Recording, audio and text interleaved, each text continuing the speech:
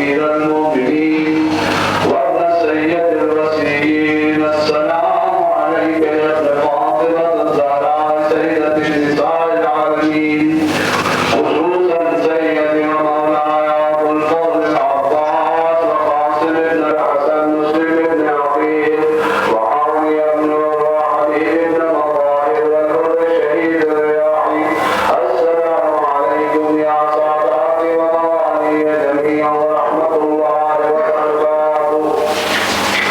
السلام عليك يا ولي القربى، السلام عليك يا معين الزعفاء والفقراء، السلام عليك يا سلطان العرب والعجم يا علي بن منصور وروح وجسم لك الفداء ورحمة الله وبركاته. السلام عليك يا صاحب العز والزمان، السلام عليك يا خليفة الرحمن، السلام عليك يا إمام الإنس والجان، أجل الله تعالى وفرجك وسعر الله مخرجك وسرورك ورحمة الله وبركاته. الشيطان اللعين الرجيم بسم الله الرحمن الرحيم الحمد لله الذي مدبر الأمور في سلطانه ومظهر الآيات في شأنه ومدلل الدلائل ببرهانه ومعلم الإنسان بقرآنه والصلاة والسلام على من كان نبيا وآدم بين الماء والطين ورحمة للعالمين وطه وياسين وسيد المرسلين وخاتم النبيين أبي القاسم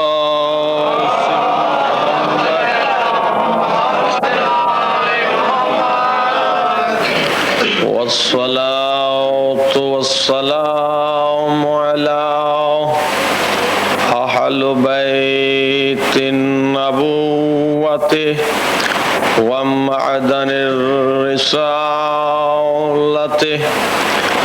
أما بعد فقد قال الله تبارك وتعالى في كتابه المجيد وفرقانه الحميد وقوله الحق بسم الله الرحمن الرحيم إنما وليكم الله ورسوله والذين آمنوا الذين يقيمون الصلاة ويؤتون الزكاة وهم راكعون. صلوات.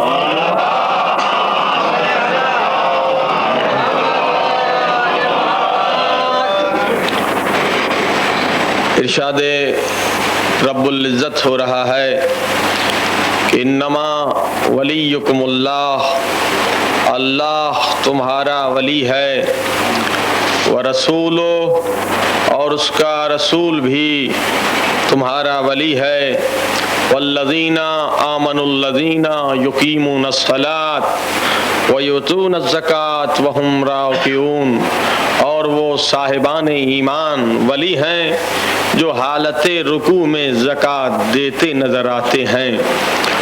تو عزیزو، ولی کا کام کیا ہے؟ سورہ مبارکہ بقرہ نے بتایا کہ اللہ ولی الذین آمنوا یخرجہم من الظلمات الی النور۔ ولی کا کام ہے ہدایت کرنا۔ اللہ ولی ہے اور اللہ ایمانداروں کو ظلمات سے نکال کر نور کی طرف لے آتا ہے۔ تو اللہ نے بتایا کہ سب سے پہلے ہادی میں ہوں، اس کے بعد میرا رسول تمہارا ہادی ہے، اور اس کے بعد اہل بیت رسول ہادی ہیں۔ اللہ ہادی، رسول ہادی، اور آل محمد کو قرآن نے ہادی کہا۔ اور اس کے بعد سورہ آل عمران میں ارشاد ہوا کہ ان اول بیت وضع للناس للذی ببکۃ مبارکا وہدی للعالمین۔ ہم نے کعبۃ اللہ کو اول بیت بنایا جو مکے میں ہے، اور ہدی للعالمین، یہ کعبۃ اللہ عالمین کے لیے ہدایت ہے۔ کعبۃ اللہ عالمین کے لیے ہدایت ہے۔ ہم نے کہا خالق یہ کعبہ ہدایت کیسے کرے گا؟ یہ تو بول نہیں سکتا، یہ تو مٹی اور پتھر کا بنا ہوا ہے، لیکن قرآن کہہ رہا ہے کہ دیکھو یہ عالمین کو ہدایت کرے گا۔ کیسے کرے گا؟ تو آواز آئی، دیکھو ہر ملک کا قانون اس کے صدر مقام سے جاری ہوتا ہے۔ جس طرح سے ہر ملک کا قانون صدر مقام سے جاری ہوتا ہے، اسی طرح سے عالم اسلام کا صدر مقام بیت اللہ ہے۔ عالم اسلام کا مرکز بیت اللہ ہے، اور میرا ہر قانون کعبۃ اللہ سے جاری ہو جائے گا۔ اس لیے خالق کائنات ہر سال مسلمانوں کو بلاتا ہے کہ یہاں آ کر اسلام کا قانون دیکھ کر جائیں کہ اسلام کیا ہے، اسلام کا قانون کیا ہے۔ اب قرآن نے بتایا کہ کعبہ ہدایت کرے گا، کیونکہ قانون بنتا ہے صدر مقام پر، مرکز پر، اور اسلام کا مرکز ہے کعبہ، اسلام کا صدر مقام ہے کعبہ۔ اب ہم چلے حج کو، دبئی سے ٹکٹ لیا، ہم پہنچے کہاں؟ جدہ میں پہنچے۔ اب جناب آگے بڑھے، کہاں پہنچے؟ میقات کی منزل آئی، صدا آئی، بس والے رک گئے، صدا دی کہ احرام باندھو، کیونکہ منزل مقام میقات شروع ہو گیا، اور جسم کو تو ڈھانپ لو مگر سر کو ننگا کرو، کیونکہ عظمت والے مقام میں جا رہے ہو۔ اور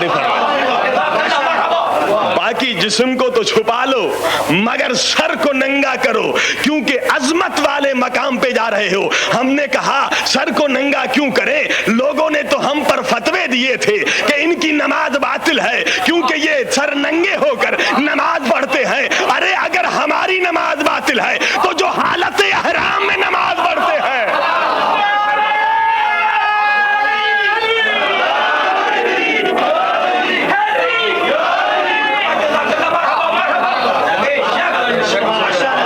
ہم پر تو فتوے دیے تھے کہ مجلسوں میں سر ننگے جاتے ہیں، یہ بدعتی ہیں، ان کی نماز باطل ہے۔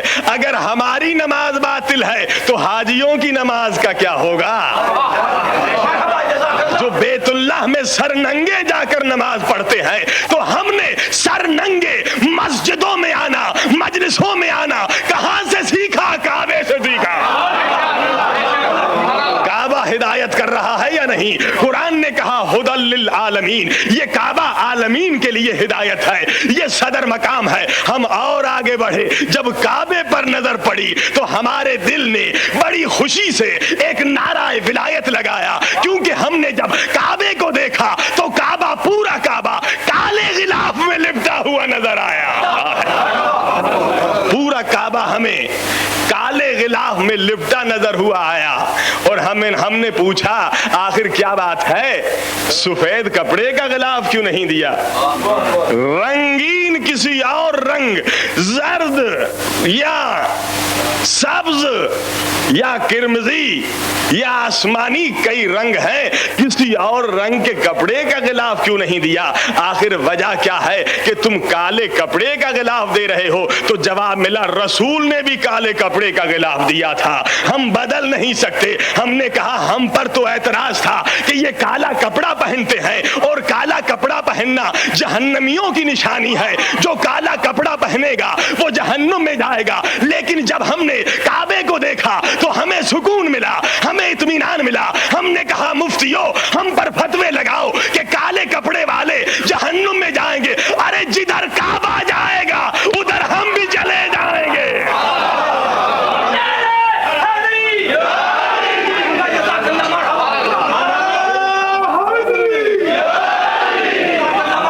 اب ہمیں تمہارے فتووں سے ڈر نہیں ہوتا، کیونکہ ہم مرکز ہدایت میں دیکھ کر آئے ہیں کہ کعبۃ اللہ کالے کپڑے کے غلاف میں لپٹا ہوا ہے۔ اب ہم نے پوچھا کیا کعبے کو سردی لگ رہی ہے جو تم نے کالے کپڑے کا غلاف چڑھایا ہے؟ کہا نہیں، سردی نہیں لگ رہی، بلکہ یہ سنت ہے۔ ہم نے اسلام سے پوچھا، تاریخ اسلام سے پوچھا، سنت کائے کی ہے؟ جواب ملا حضرت اسماعیل کے زمانے میں کچھ حاجی آئے تھے کعبے کا طواف کرنے کے لیے۔ کسی منافق نے اپنے گھر کی طرف اشارہ کر کے کہا کہ یہی کعبہ ہے، اس کا طواف کرو۔ پورے قافلے نے اس کے گھر کا طواف کیا اور وہ چلے گئے۔ جب یہ خبر حضرت اسماعیل نے سنی تو زاروں قطار رونے لگے، گھر میں غمگین آئے۔ ماں ہاجرہ نے پوچھا بیٹا بات کیا ہے، غمگین کیوں ہو؟ حضرت اسماعیل نے کہا ماما آج کعبے کی عزت نہ رہی، قافلہ آیا تھا ایک دوسرے گھر کو طواف کر کے چلا گیا۔ جب یہ سنا حضرت ہاجرہ نے تو حضرت ہاجرہ کے سر پر کالے رنگ کی چادر تھی، چادر سر سے اتاری بیٹے کو دی، کہا جاؤ یہ کعبے کے اوپر ڈال دو اور اعلان کر دو آج کے بعد کوئی گھر پر کالے کپڑے کی چادر نہ لاڑے، اور جہاں کالے کپڑے کی چادر نظر آئے وہ کعبہ ہوگا تاکہ پہچان ہو سکے۔ اللہ نے کہا ہاجرہ احسان کا بدلہ احسان ہے، تو نے میرے کعبے کی عزت بچائی، اب میرا احسان یہ ہے کہ قیامت تک تیری چادر کو غلاف قرار دوں گا۔ احسان کا بدلہ احسان ہے ہاجرہ، تو نے میرے کعبے کی عزت بچائی، میرے کعبے کی عزت کو محفوظ رکھا، اب یہ احسان کا بدلہ احسان ہے کہ قیامت تک تیری چادر کو میں کعبے کا غلاف قرار دوں گا۔ تو مسلمانوں نے بتایا کہ یہ جو غلاف چڑھایا جاتا ہے یہ ہاجرہ کی چادر کی شبیہ بنائی جاتی ہے۔ ہائے ہائے، یہ غلاف جو چڑھایا جاتا ہے یہ ہاجرہ کی چادر کی شبیہ بنائی جاتی ہے جو ہر سال کعبے پر چڑھائی جاتی ہے۔ تو ارے اگر ہاجرہ کی چادر کی شبیہ بنانا جائز ہے تو حسین کے روزے کی شبیہ بنانا بدعت کیوں ہو سکتی ہے؟ تو ہم نے شبیہ بنانا سیکھی تو کعبے سے سیکھی، یہ حضرت ہاجرہ کی چادر کی شبیہ ہے۔ اب ہم آگے بڑھے تو کعبے کے قریب ایک کالا پتھر نظر آیا، حکم ہوا کہ اگر اسے چومو گے نہیں تو حج قبول نہیں ہوگا۔ یہاں تک حکم ہے کہ اگر پہنچ نہیں سکتے تو ہاتھ کا اشارہ کر کے ہاتھ کو چوم لو ورنہ حج نہیں ہوگا۔ ہم نے کہا مالک ہندوؤں کو تو نے جہنم میں اس لیے ڈالا کیونکہ انہوں نے بتوں کو پوجا، آج کیا بات ہے کہ تو حکم دے رہا ہے ارے اگر کوئی ہندو بت کو چومے بت کو پوجے تو وہ جہنمی، اور اس حجر اسود پتھر کو کوئی نہ چومے تو جہنمی۔ میرے مالک کیا بات ہے کہ ہندو تو کافر اس لیے ہیں، جہنمی اس لیے بنتے ہیں کیونکہ پتھر کو پوجتے ہیں، پتھر کی تعظیم کرتے ہیں، پتھر کو چومتے ہیں۔ لیکن اگر ہم آج اس پتھر کو نہ چومیں تو ہمارا حج قبول نہیں ہوتا۔ تو خدا نے کہا ارے وہ تمہارا بنایا ہوا تھا، یہ میرا بنایا ہوا ہے، تمہارا چنا ہوا چاہے کروڑ کا ہیرا ہو، اگر تم نے احترام کیا تو جہنمی بنو گے، اور میرا چنا ہوا چاہے کالے رنگ کا بلال ہو، میرا چناؤ چاہے کالے رنگ کا بلال ہو، اگر تعظیم نہ کی تو جہنمی۔ تو ہم نے اللہ کے چنے ہوں کی تعظیم سیکھی تو کعبے سے۔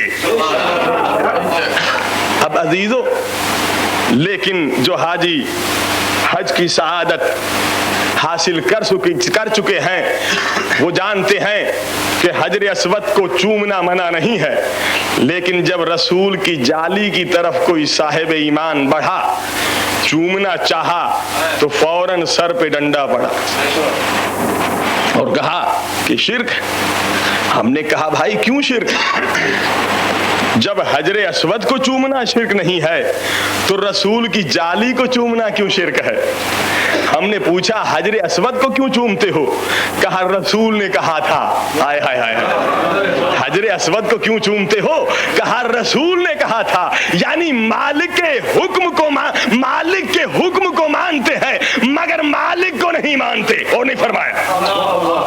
نہیں، میں اور واضح کروں کہ یہ عقیدہ آج کا نہیں ہے، یہ بہت پرانا عقیدہ ہے۔ تاریخ اسلام نے بتایا کہ ایک امتی، ایک صحابی رسول حالت نماز میں تھے، رسول نے بلایا کہ ادھر آؤ۔ اس نے سوچا اب تو نماز پڑھ رہا ہوں، جب نماز کو ختم کروں گا تو حضور کی خدمت میں پہنچ جاؤں گا۔ حضور نے پھر پکارا، پھر اس نے یہی سوچا کہ اب تو نماز میں ہوں، عبادت میں ہوں، جب نماز ختم ہو جائے تو حضور کی خدمت میں جا پہنچوں گا۔ پھر حضور نے تیسری بار پکارا۔ اب یہ صاحب نماز ختم کرنے کے بعد حضور کے پاس پہنچے تو حضور نے جلال میں آ کر پوچھا کہ جب میں نے پہلے پکارا تھا اس وقت کیوں نہیں آئے؟ اس نے کہا اللہ کے رسول میں نماز پڑھ رہا تھا۔ رسول نے کہا ارے وہ تو میں بھی دیکھ رہا تھا کہ تو نماز پڑھ رہا تھا، وہ تو میں بھی دیکھ رہا تھا کہ تو نماز پڑھ رہا تھا، مگر پکارا میں نے تھا، مگر پکارا میں نے تھا۔ حضور نے پوچھا نماز تو نے کس سے لی؟ نماز تو نے کس سے لی؟ کس نے تجھے بتایا کہ نماز پڑھو؟ کہا قبلہ آپ نے لی۔ تو حضور نے جلال میں آ کر کہا کہ حکم کو لیتے ہو اور مالک کے حکم کو چھوڑتے ہو۔ تو یہ پرانا عقیدہ ہے۔ اب رسول نے ایک نمازی کو بلایا حالت نماز میں، کیوں؟ اپنا مقام بتانے کے لیے کہ مقام مصطفیٰ کیا ہے۔ نماز عبادت ہے، لیکن رسول نے نماز میں بلا کر بتایا کہ دیکھو نماز عبادت ہے، مگر اس عبادت میں اگر محبت رسول نہیں ہے تو یہ عبادت نہیں رہتی۔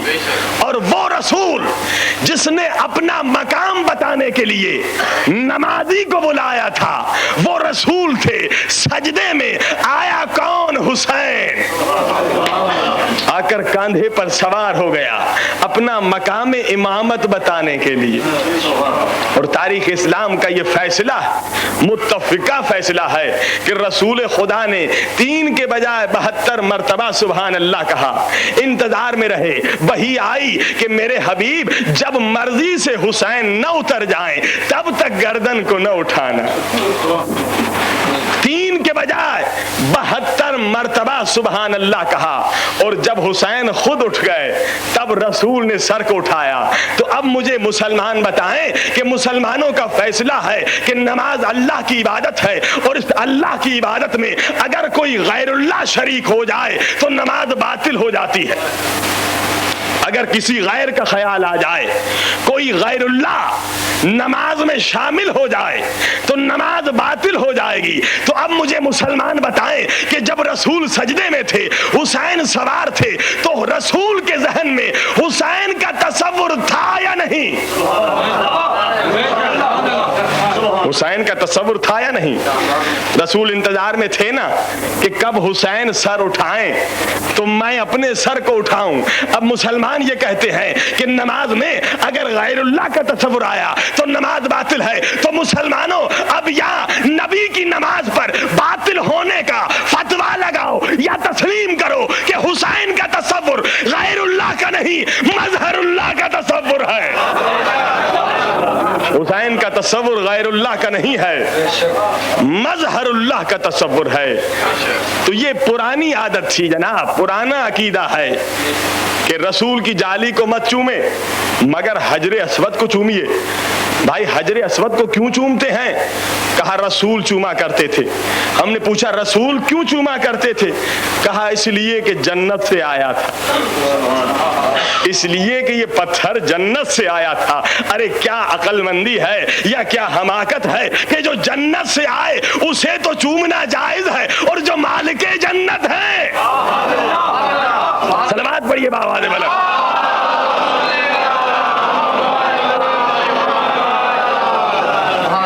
ایک مسئلہ اور بھی حل کر دوں جس سے عموماً آپ کا واسطہ پڑتا ہے.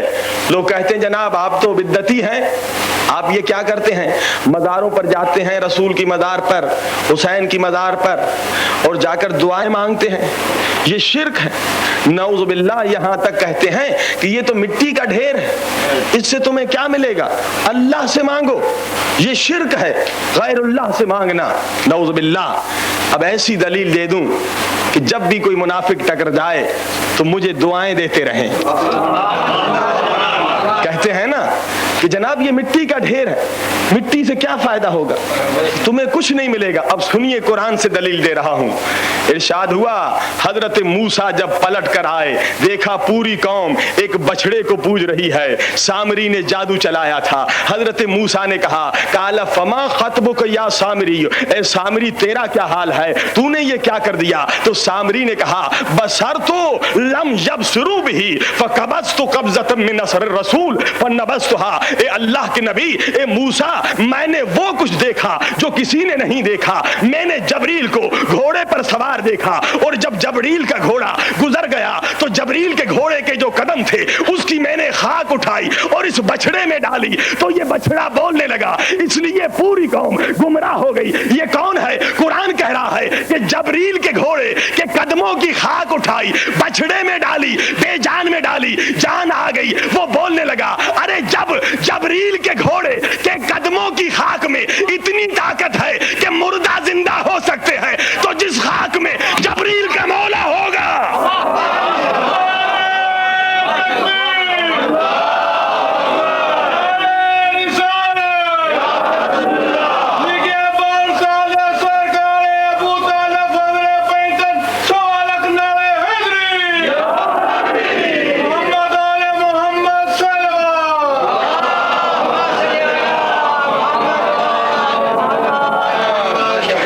دلیل ہے، اس سے کوئی انکار نہیں کر سکتا، ورنہ قرآن سے انکار ہو جائے گا کہ جبریل کے گھوڑے کے قدموں کی خاک وہ جب ڈالی تو مردہ زندہ ہو گیا.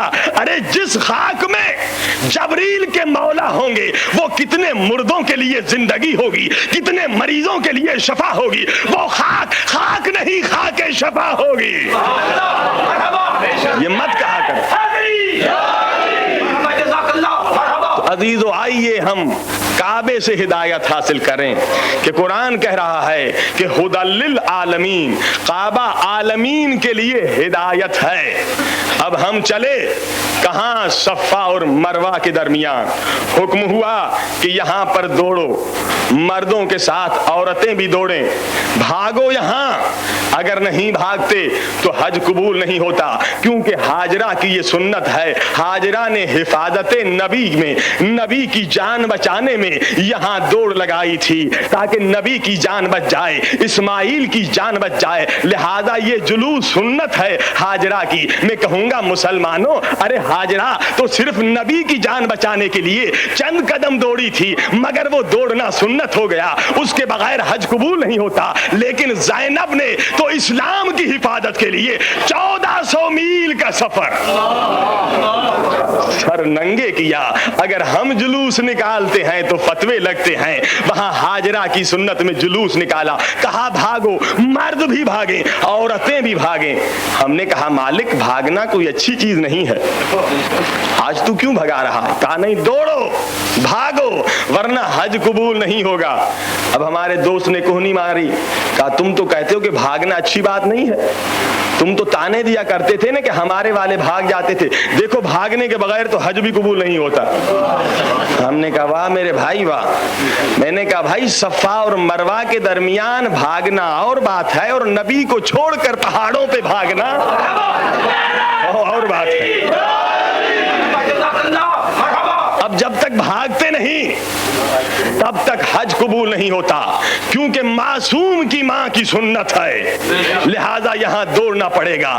اب عزیزو 8 یا 9 ذی الحج کو مکے سے عرفات کی طرف قافلہ چلا، حاجیوں کا جلوس چلا، ہزاروں علم نظر آئے، ہر معلم نے نشانی کے طور پر اپنا علم اٹھا رکھا ہے، کسی کا رنگ سفید ہے، کسی کا کالا ہے، کسی کا لال ہے۔ ارے ہمیں تو تم کہتے تھے کہ علم کے نیچے آ گئے تو نکاح ٹوٹ جائے گا، اب حاجیوں کا کیا بنے گا؟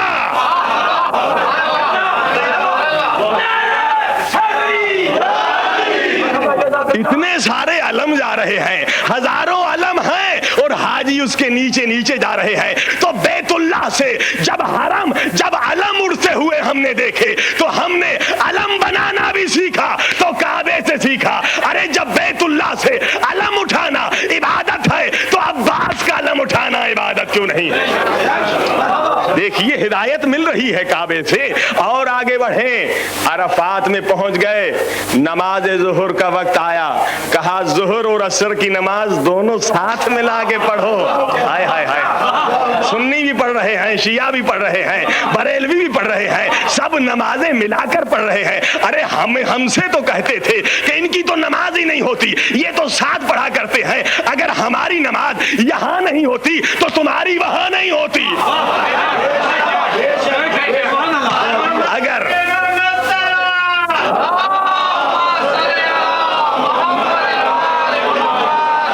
یہ تو وہ حقائق ہیں جس سے کوئی انکار نہیں کر سکتا نا۔ یہ تو نہیں کہہ سکتا کہ راوی ضعیف ہے، یہ تو خود دیکھ کر آتے ہیں، کر آتے ہیں کہ وہاں پر تو ظہر اور عصر کی نماز ملا کر پڑھتے ہیں، یعنی اللہ سے تو وعدہ یہ کرتے ہیں کہ ملا کر پڑھیں گے، پھر واپس آ کر وہی کردار۔ صلوات پڑھیے نا باواز بلند۔ تو ہم نے ظہر اور عصر کی نماز ساتھ ملا کر پڑھنا سیکھی تو کعبے سے سیکھی۔ کعبے سے ہدایت مل رہی ہے یا نہیں؟ اب جناب مقام منع میں حکم ہوا کہ ان 3 شیطانوں کو ساتھ کنکریاں مار۔ ہم نے کہا مالک شیطان تو ایک ہے، یہ 3 کہاں سے آ گئے؟ صلوات پڑھیے بابا دے والا۔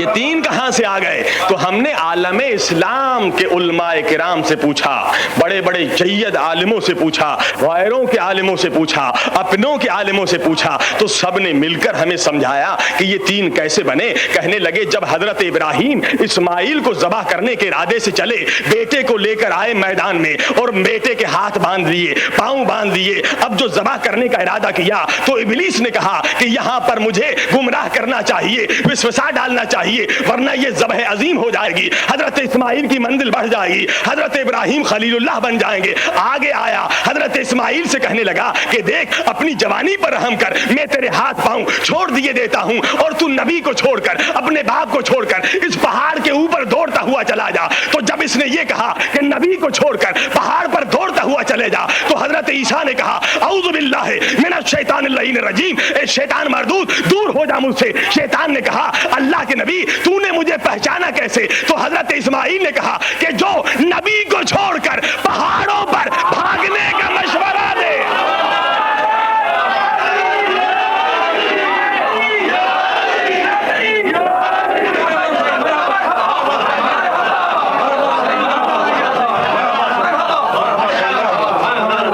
سارے مسلمان بتاتے ہیں کہ اس طرح سے ایک شیطان بنا۔ ہم نے کہا باقی 2 رہ گئے، وہ کیسے بنے؟ کہا جب یہاں سے ابلیس مایوس ہوا تو اس نے سوچا اب اس کام کو کس طرح سے ختم کروں، اس میں کیسے رکاوٹ ڈالوں؟ تو اس نے کہا چلو ابراہیم کے پاس چلتے ہیں، کوشش کرتے ہیں۔ یہ آیا مردود آ کر کہنے لگا ابراہیم آپ نبی ہیں، خلیل اللہ ہیں، اللہ کے خلیل ہیں، اس میں کوئی شک نہیں، آپ کی منزل بہت بڑی ہے، لیکن دیکھیے کوئی वही तो नाजिल नहीं हुई थी कि इस्माइल को ज़बह करो। तुमने ख्वाब देखा है और ख्वाब गलत भी हो सकते हैं। फिर आप अपनी उम्र भी देखें कि आपकी उम्र कितनी बड़ी है। इस उम्र में तो इंसान का दिमाग भी सही नहीं रहता। बस इसने ये कहा कि इस उम्र में इंसान का दिमाग सही नहीं रहता। हजरत इब्राहिम ने कहा औज़ु बिल्लाहि मिनश शैतानिर रजीम, ए मरदूद मुझसे दूर हो जा। शैतान ने भाग कर कहा अल्लाह के नबी पहचाना कैसे? इब्राहिम ने कहा अरे जो नबी के दिमाग पर हमला करे।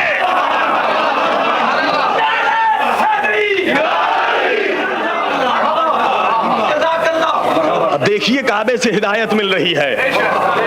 अब हमने कहा बाकी एक रह गया, ये मरदूद कैसे बना? तो आलम इस्लाम के उलमा ने बताया कि अब यहां से नाकाम लौटा इबलीस, शैतान के यहां तो कुछ नहीं हो सकता। हाँ, माँ की दिल में मोहब्बत बेटे की ज्यादा होती है, फिर औरत की दिल भी नरम होती है। वहां कोशिश की जाए। ये दौड़ता हुआ हाजरा के दरवाजे पर पहुंचा। ए बीबी हाजरा, तुझे कुछ पता भी है कि क्या जुल्म हो रहा है? हजरत इब्राहिम क्या जुल्म कर रहे हैं? तेरे जवान बेटे को ज़बह कर रहे हैं। इसलिए मैं तुझे मशवरा देता हूं कि घर से निकलकर मैदान में आ। घर से निकलकर मैदान में आ। जब बीबी ने ये सुना, बीबी ने भी वही कुछ कहा जो इब्राहिम और इस्माइल ने कहा था, दूर हो जा शैतान मरदूद। अब शैतान ने कहा बीबी तूने मुझे कैसे पहचाना? बीबी ने कहा अरे जो नबी की औरतों को घरों से निकाल कर मैदान में ले आए।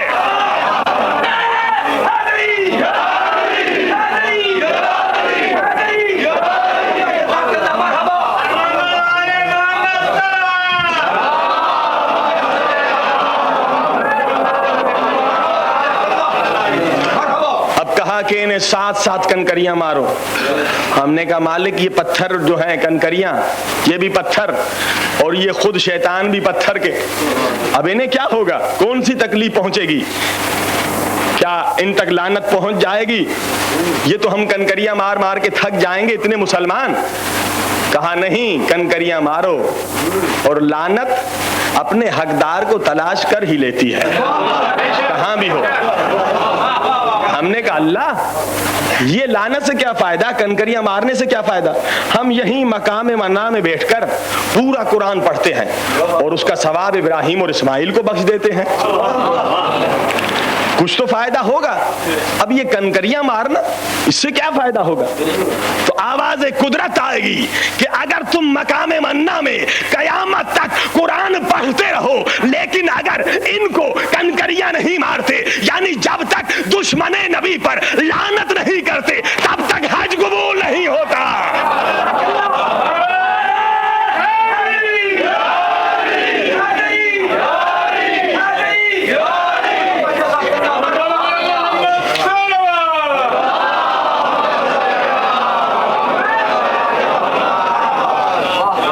काबे से हिदायत मिल रही है। और सुने कि इसी काबे में कई बरस तक बुत थे, बुतों का कब्जा था, मगर कोई मुसलमान ये अकीदा नहीं रखता कि काबे में बुतों के आने की वजह से काबा नजिस हो गया या काबे की वजह से बुत पाक हो गए। 100 साल तक थे मगर बुत बुत रहे, काबा काबा रहा। और यही फलसफा हुजूर समझाने के लिए आए थे, मगर जो बुत परस्त थे वो मान नहीं रहे थे। बुत परस्तों का अकीदा ये था कि ये जो हमारे बुत हैं ये तो कोई हैसियत नहीं रखते, मगर क्योंकि ये काबे में हैं, कोई बुत 20 साल से काबे में पड़ा है, कोई बुत 40 साल से काबे में है, कोई 50 साल से, कोई 100 साल से, तो काबे में रहने की वजह से अब इनमें करामत आ गई है। ये हमारी दुआओं को पूरा करते हैं, हमें रिज्क देते हैं, हमें औलाद देते हैं। और रसूल समझाते रहे कि देखो अगर कोई नजिस किसी पाक मकाम पर आ जाए, कोई नजिस किसी पाक मकाम पर आ जाए तो उस पाक मकाम की वजह से उसकी निजासत में कमी नहीं आती। मगर जनाब बुत परस्त मान नहीं रहे। अब अल्लाह ने कहा मेरे हबीब ये जाहिल हैं, बल्कि अबू जहल हैं।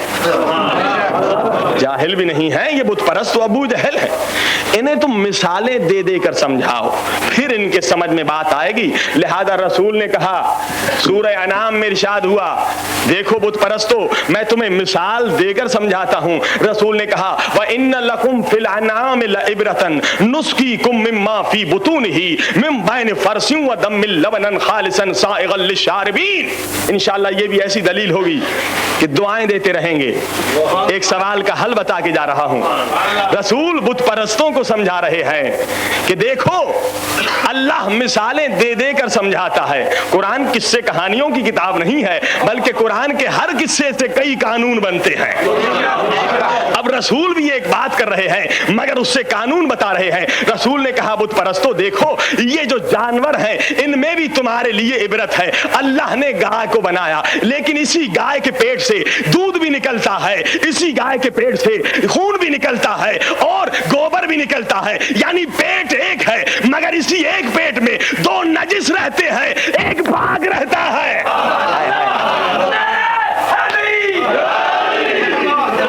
تمہارے لیے عبرت ہے, بہت بڑا مسئلہ ہے جو حل کر رہا ہوں. پوری توجہ. جس پر ہمارے بھائیوں کو ناز ہوتا ہے وہ مسئلہ قرآن سے حل ہو رہا ہے کہ رسول نے کہا کہ دیکھو گائے کا پیٹ تو ایک ہے, قرآن کی آیت سورہ انعام, مگر اسی ایک پیٹ سے گوبر بھی نکلتا ہے, خون بھی نکلتا ہے. گوبر بھی نجس ہے, خون بھی نجس ہے. اسی پیٹ سے دودھ بھی نکلتا ہے, دودھ پاک ہے جو تمہارے پینے کے لیے ہے. یعنی رسول نے بتایا, قرآن نے بتایا کہ دیکھو ایک ہی پیٹ میں دو پلیت ہیں, دو نجس ہیں, ایک پاک ہے. مگر نجس نہ نجس پاک ہوتا ہے نہ پاک نجس ہوتا ہے. پیٹ ایک ہے, پاک پاک رہتا ہے, نجس نجس رہتا ہے. جب ایک پیٹ میں جب ایک پیٹ میں دو نجس رہتے ہیں ایک پاک رہتا ہے مگر اس پاک کی وجہ سے یہ پاک نہیں ہوتے. صلوات پڑھیے بآواز بلند.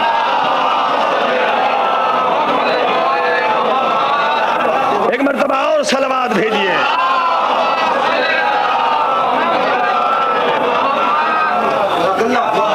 اب کعبے سے ہدایت مل رہی ہے. اب حکم ہوا کہ دیکھو اسماعیل کی یاد میں خون بہاؤ, لہذا وہاں پر دمبا ذبح کرو.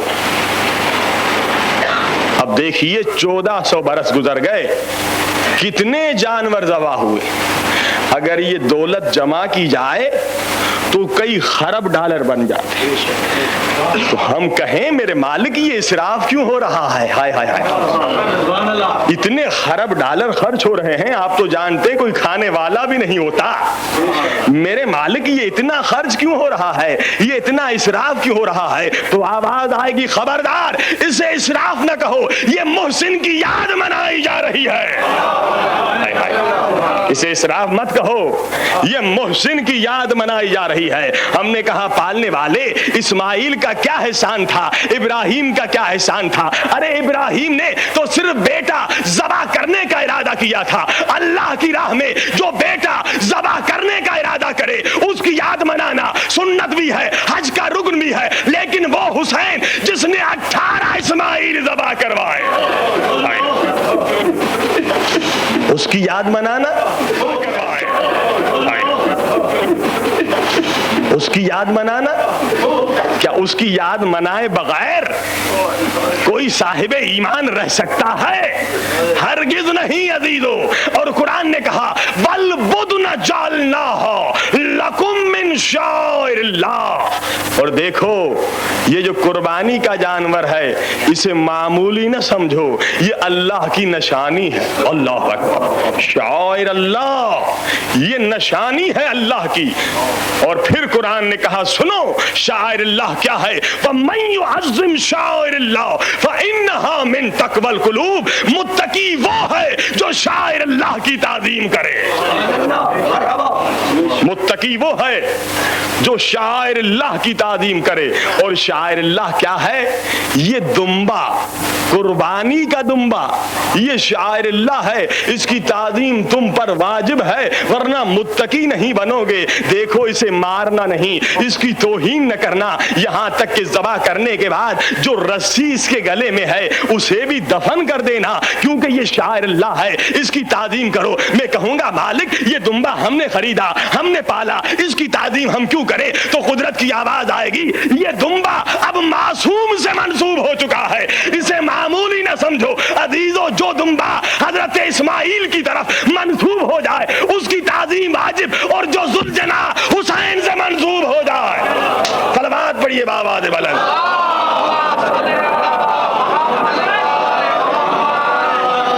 تو ہم نے ذوالجناح کی تعظیم کرنا سیکھی تو کعبے سے سیکھی، کہ دمبے کی تعظیم نہیں ہے، اسماعیل کی تعظیم ہے، کیونکہ نسبت وہاں ہے۔ اب جناب حکم ہوا، ایک تو عقیدہ یہ ہے کہ یہ دمبا بہت کام کا ہے۔ پوچھا گیا کیا؟ کہا یہ دمبا جو ہے اس پر مومن مسلمان بیٹھ کر سوار ہو کر پل صراط کو پار کریں گے، یہ بھی عقیدہ ہے۔ تو جناب جب کسی شخص نے یہ واعظ سنا تو اس بیچارے نے ایک دمبا لیا، خریدا، اس نے خوب کھلایا، خوب پلایا۔ جب ذبح کرنے کی تاریخیں قریب آئیں تو سجا کر دمبے کو بازار میں نکلا۔ اب جس کی نظر پڑی سبحان اللہ ماشاء اللہ کیا دمبا ہے جناب، بڑا موٹا تازہ ہٹا کٹا۔ اب لوگ کہہ رہے ہیں ماشاءاللہ بہت آپ نے کھلایا ہے، بہت تازہ ہے، بہت موٹا ہے۔ کہا موٹا کیوں نہ ہو، ارے میں نے اسے بچپن میں سورنی کا دودھ پلایا۔ کہا کیا کہا؟ سورنی کا دودھ پلایا ہے، پھر تو یہ ذبح کرنا حرام ہے۔ کہا کیوں؟ کہا اس قربانی کے لیے وہ جانور ہونا چاہیے جو بے عیب ہو، کوئی عیب نہ ہو۔ اس نے کہا اس میں کیا عیب ہے؟ نہ لولا ہے، نہ لنگڑا ہے، نہ کانا ہے، نہ اس کا سینگ ٹوٹا ہوا ہے۔ اب یہ مسئلہ اٹھا، یہ سارے لوگ آئے اپنے علماء کرام کے پاس، اپنے علماء کرام کے پاس گئے کہ اب یہ مسئلہ حل کریں کہ حکم یہ ہے کہ قربانی وہ دو جو بے عیب ہو۔ اب وہ کہنے لگا مولانا صاحب دیکھیے یہ اس میں کوئی عیب نہیں، نہ لولا ہے نہ لنگڑا ہے، پہلے عیب تھا بچپن میں نے پلایا تھا، لیکن اب تو اس میں کوئی عیب نہیں ہے، نہ اس کا سینگ ٹوٹا ہوا ہے، نہ آنکھ ایک ہے، نہ ٹانگ ایک ہے، یہ صحیح سالم ہے۔ تو سارے عالم اسلام کے علماء متفق ہو کر کہنے لگے ارے آج کے بے عیب ہونے کو ہم کیا کریں، اس کی تو ابتدا ہی نجاست میں گزری ہے، آج کے بے عیب ہونے کی ہم کیا کریں، اس کی تو ابتدا ہی نجاست میں گزری ہے، لہذا جس کی ابتدا نجاست میں گزری ہو وہ وسیلہ نہیں ہو سکتا، چاہے بکرا ہی کیوں نہ ہو۔ صلوات پڑھیے بآواز بلند۔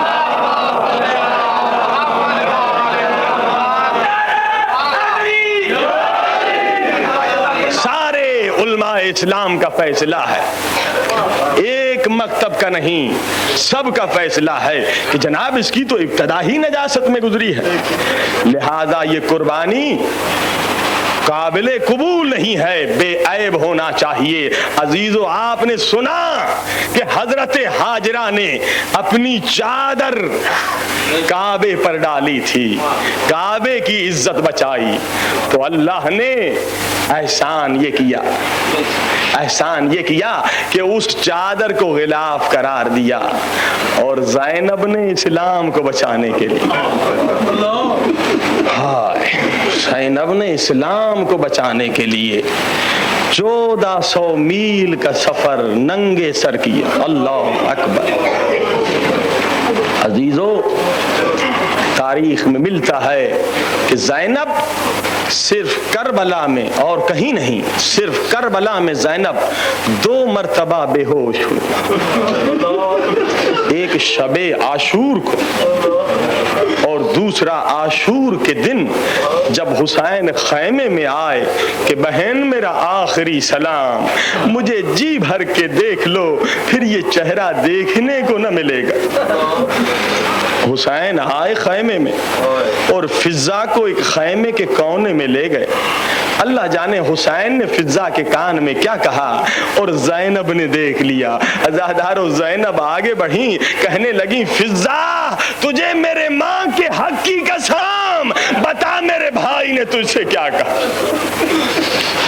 فضا نے کہا شہزادی مولا نے اور کچھ نہیں کہا، اتنا کہا اما فضا فلاں خیمے میں فلاں صندوق میں ایک میرا پھٹا پرانا لباس پڑا ہے، وہ لے آؤ، اتنا سننا تھا۔ زینب کا چہرہ بدلنے لگا، کہا فضا یہ کیوں نہیں کہتی ہو کہ بھائی نے کفن مانگا ہے؟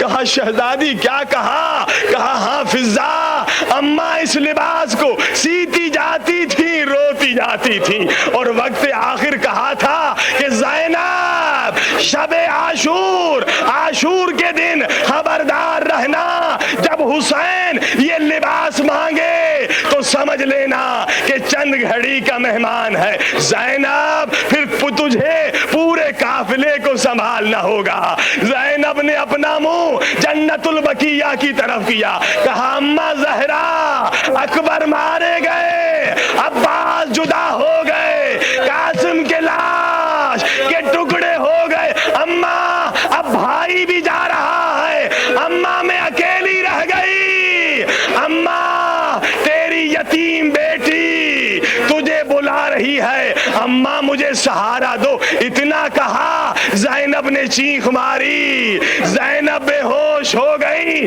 فضا دوڑتی ہوئی گئی، کہا مولا غضب ہو گیا، آپ کی بہن بے ہوش ہو گئی۔ میرے مولا آئے، بہن کا سر گود میں لیا، کہا ہائے کسی کے پاس چند قطرے پانی کے اگر ہوں تو میں بہن پر چھڑکوں، میری بہن کی آنکھ کھلے۔ حسین زاروں قطار رونے لگے، جب آنسوؤں کے قطرات زینب کے چہرے پر پڑے، زینب کی آنکھ کھلی، آنکھ کھلتے ہی دونوں باہیں بھائی کے گلے میں ڈالے۔ عزادارو اب حسین چلنے لگے، بہن خدا حافظ، ام کلثوم خدا حافظ، رقیہ خدا حافظ۔ جب چلنے لگے زینب نے کہا بھیا ذرا رک جاؤ، بھیا ذرا رک جاؤ اور ذرا اپنے سر کو نیچے کرو۔ سر کو نیچا کیا، زینب نے گلے پر بوسہ دیا، کہا زینب یہ کیا؟ کہا اماں نے مرتے وقت وصیت کی تھی بیٹا زینب حسین کو میری طرف سے گلے پر بوسہ دینا۔ حسین نے کہا اچھا بہن تو ذرا بازوؤں کو جھکاؤ، بابا نے وصیت کی تھی حسین جانے سے پہلے زینب کے بازوؤں پر میری طرف سے بوسہ دینا، کیونکہ ان بازوؤں میں رسیاں پہنائی جائیں گی۔ حسین چلے حسین خیمے سے نکلے، مگر گھوڑا رک گیا۔ حسین نے کہا اے باوفا گھوڑے کیا تو نے بھی ساتھ چھوڑ دیا؟ گھوڑے نے رو کر اپنے سر کو نیچے کر کے بے زبانی سے کہا مولا ذرا میرے قدموں میں تو دیکھے کہ کیا قیامت ہو رہی ہے۔ اب جو حسین نے دیکھا 4 برس کی سکینہ گھوڑے کے قدموں سے لپٹی ہوئی ہے، گھوڑے میرے بابا کو نہ لے جا، ارے میں یتیم ہو جاؤں گی۔ حسین اترے، سکینہ کو اٹھایا، سینے سے لگایا، کہا سکینہ چلی جا۔ سکینہ نے کہا بابا میں بچی ضرور ہوں مگر میں اتنا ضرور جانتی ہوں کہ صبح سے جو میدان میں گیا ہے وہ واپس نہیں آیا۔ بابا مجھے صرف اتنا بتا دے کہ اگر آپ نہ آئے تو میں کس کے سینے پر سوؤں؟ بابا میں کس کے پاس سوؤں؟ تو زینب تو حسین نے کہا سکینہ تم رباب کے پاس سو جانا، ام رباب کے پاس سو جانا۔ سکینہ نے کہا بابا ام رباب کے پاس تو علی اصغر سویا کرتے ہیں۔ حسین نے کہا سکینہ آج سے ہم نے دستور بدلا، علی اصغر میرے پاس سوئیں گے، تم ام رباب کے پاس سونا۔ حسین چلے، جی بھر کے روئیں گے، فاطمہ کے لال کے غم میں جی بھر کے روئیں گے۔ عزادارو حسین چلے، اب ادھر سے شمر چلا اور نہ جانے کتنے یتیم بچے خیمے کے دروازے پر کھڑے تھے۔ جب نہ شمر کو حسین کی طرف بڑھتے ہوئے دیکھا، یہ یتیم بچے برداشت نہ کر سکے، خیمے کی طرف دوڑے۔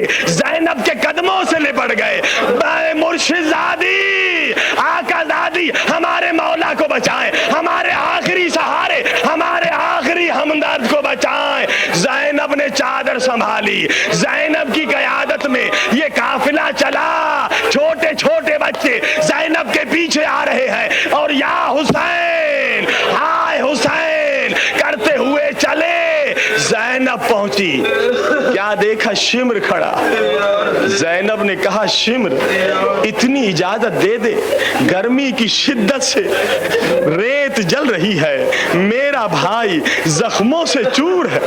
شمر اتنی اجازت دے دے کہ میں اپنے بھائی کے سر پر اماں زہرا کی چادر کا سایہ کر دوں تاکہ میرا بھائی اطمینان سے سجدہ ادا کر سکے. عزادارو اگر سن سکے تو سنے کہ شمر نے کیا کیا. میں کس منہ سے بیان کروں؟ شمر کے ہاتھ میں نیزہ تھا, نیزے کی یعنی اپنی طرف کی اور نیزے کی پشت سے زینب کو اس طرح سے ہٹایا کہ زینب جا کے گری اور مقتل کی طرف, فرات کی طرف منہ کر کے کہا عباس عباس عباس. کہا عباس نہیں, آج مسائل پورے کرنے دے, آج مسائل پورے کرنے دے. نہ آپ سنتے مر جائیں گے, نہ میں پڑھتا پڑھتا مر جاؤں گا. آج حسین کے صدقے مجھے مسائل پڑھنے دے. میں کل کے مسائل سے مسلسل ہو رہا. ہائے زینب, کربلا کے بعد زینب بے ہوش نہیں ہوئی. عزادارو کل آپ نے سنا کہ جب سید سجاد کے چہرے کا رنگ دودھ کی طرح سفید ہو گیا تو زینب نے اپنے آپ کو اونٹ کھڑے ہوئے اونٹ سے گرا دیا. جب نہ کوئی سوار گرتا ہے تو اپنے جسم کو ہاتھوں کے ذریعے سے روکتا ہے. اب ہاتھوں کے متعلق زیارت ناہیہ میں امام زمانہ فرماتے ہیں میرا سلام میری ان دادیوں پر جن کے دونوں ہاتھ ان کی گردنوں کے پیچھے بندھے ہوئے تھے. اس عالم میں زینب نے گرایا, زینب نے گرایا, چہرہ زمین پہ لگا, خون سے لال ہوا. سجاد یا بابا کو دیکھ رہے تھے یا دوڑتے ہوئے پھپھی کے پاس آئے, کہا پھپھی اماں اے لاوارثوں کے وارث, اے بے وارثوں کے وارث, کیا تم بھی مرنا چاہتے ہو؟ اگر تم بھی نہ رہے تو ہمارا وارث کون ہوگا؟ سید سجاد کا جملہ سنیں گے. سید سجاد نے کہا پھپھی اماں کیوں نہ مر جائے وہ جوان بیٹا جو اپنے بابا کی لاش کو اس عالم میں چھوڑے, نہ کفن دے سکے نہ دفن دے سکے. زینب نے تقریر کی, کہا میرے لال گھبراؤ نہیں, تیرے بابا کو غسل ملے گا, تیرے بابا کا روزہ بنے گا, قیامت تک رونے والے تیرے بابا کا ماتم کریں گے. اب زینب آئی کہاں؟ حسین کی لاش کی طرف. حسین تیروں اور پتھروں میں چھپے ہوئے حسین.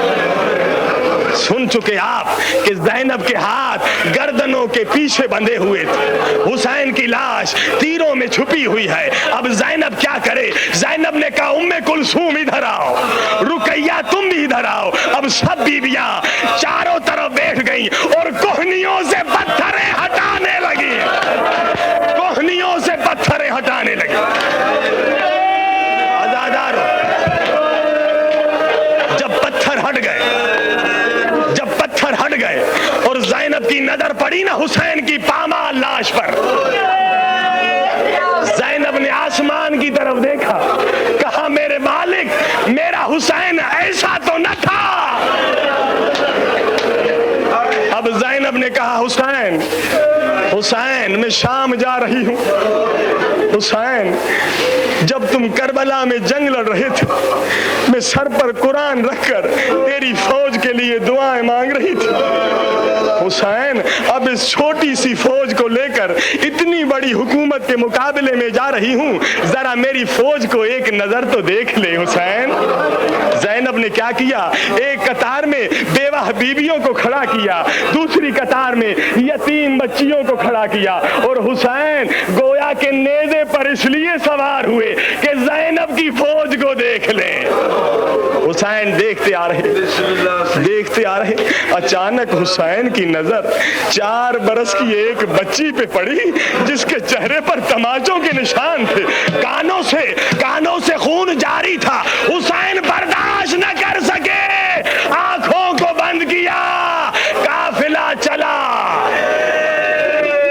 جی بھر کے روئیں گے عزادارو، فاطمہ زہرا آئی ہوئی ہوں گی، ارے بی بی آئی ہوئی ہوں گی، وہ دیکھ رہی ہوں گی کہ اگر یہ کربلا میں ہوتے تو سکینہ کو تماچے نہ لگتے۔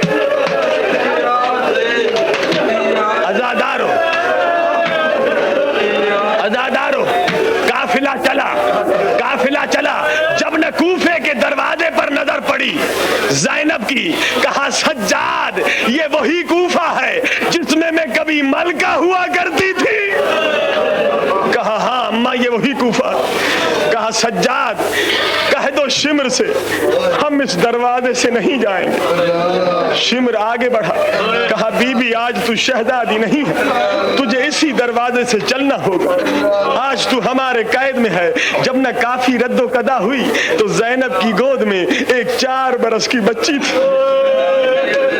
اس نے ننھے سے ہاتھ جوڑے، کہا اماں میں نے سنا تھا کہ پچھلے زمانے میں صالح نام کا کوئی نبی تھا، اس کی کوئی اونٹنی تھی، اس اونٹنی کا کوئی بچہ تھا، اس کی قوم نے اونٹنی کو قتل کر دیا اور بچے نے پہاڑ پر جا کر فریاد کی، وہ پوری قوم تباہ ہو گئی۔ زینب نے کہا ہاں بیٹا سکینہ